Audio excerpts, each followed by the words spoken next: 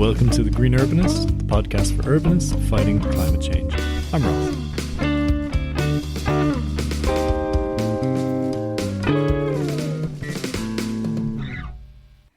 Today I have a mini episode for you. I am working on a much longer episode all about climate change and food, particularly about livestock, carbon emissions and ecosystems. But it's taking a bit longer than anticipated because basically I'm doing a lot of research for it. So in the meantime, to sort of fill the place, I've found this really interesting bit of research that I want to share with you. It should come as no surprise that a changing climate is having impacts on our food.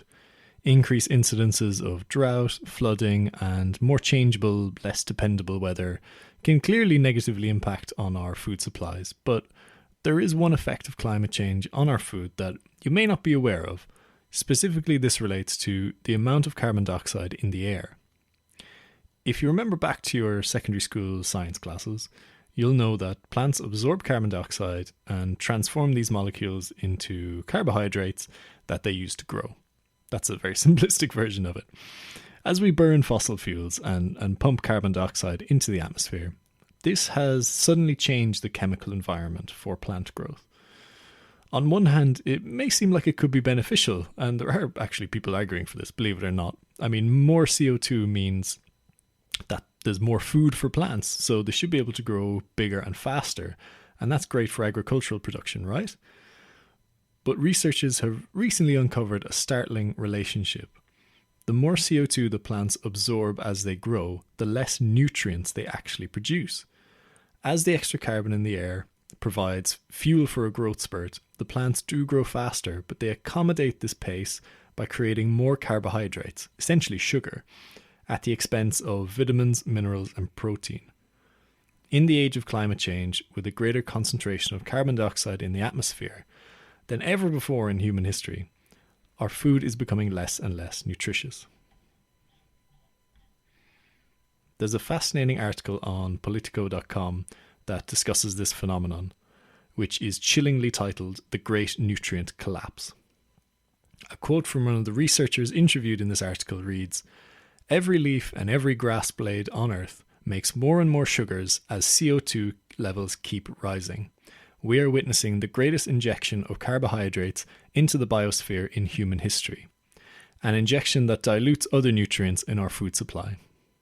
Actually, the fact that the nutritional value of our crops has been decreasing over the years is well known within the research community. Scientists have measured the rates of iron, protein, vitamin C, and other key nutrients in crops like wheat and rice, and have seen a clear decline over the last 70 years. One study from 2004 found that since 1940, the levels of some of these key nutrients in certain foods has fallen by 1/3.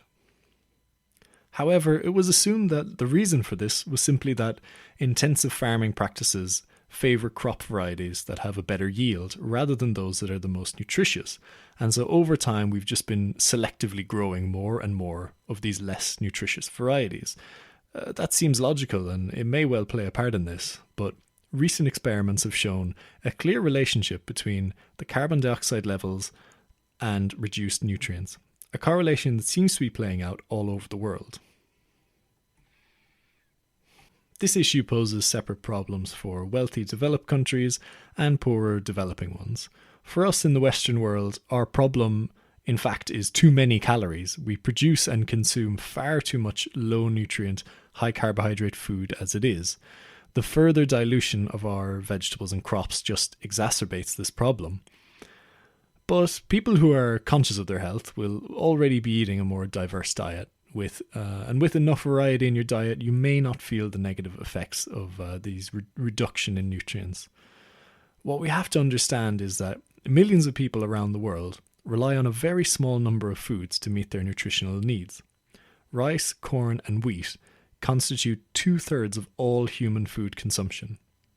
So populations that are dependent on the slim nutritional provision of these grains are particularly fragile. A 2018 study found that the effect of carbon emissions on rice alone could imperil the health of 600 million people. Back to that article in Politico. A roundup Looking back to that article in Politico I mentioned earlier, a roundup of the recent research on this sums up the global nature of the problem. Quoting from the article, in the summer of 2017, a group of researchers published the first studies attempting to estimate what these shifts could mean for the global population.